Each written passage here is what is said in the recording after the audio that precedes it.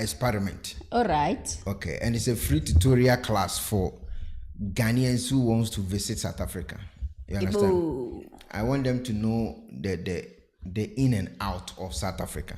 I don't want it to seem like South Africa is deadly. South Africa is you cannot. Nobody can even go out.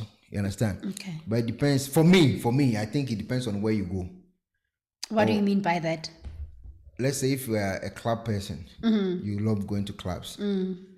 Automatically you get issues one day.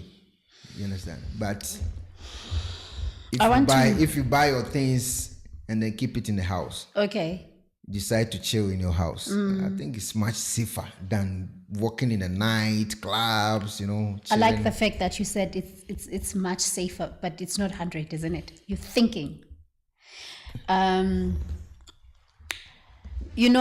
Obviously, I think anyway, when you... And then I want you to keep this question in mind. Somebody came on the platform when I was talking about South Africa. Okay. And then the person was like, if you rent an apartment in a safer place, or maybe it depends on where you rent your apartment, it's also a count to your safety. So I just want you to add these two questions. I just want to dispute that a bit. Okay. So we have, obviously, I think everywhere there's always, they call them low class, we have middle class, and then we have A class, isn't it? But what I discovered, because I grew up in a hood, I grew up in a township. Obviously, even myself growing up in a township, I didn't feel safe. Yes, I would feel a bit safer when I'm in my block. We call them blocks. We have block 1, block 2, But it didn't mean that I wouldn't be marked even in my block, because other people from the blocks, they can come and do things in my block, and they know me very well that we wouldn't identify them. Okay. That's the first thing. And I think anywhere in the world, if you are out there, if you put yourself out there, it's easy for you to be the one who's not safe than someone who's in the house.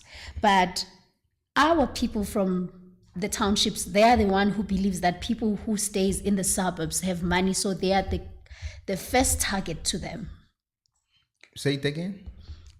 People from the townships, when they want a target, they go to the suburbs because they believe that that's where money is at, than people that they stay with.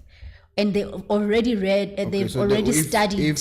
And they've already studied the place. They've already studied that we are in the same situation. We can afford this and that and until this limitation.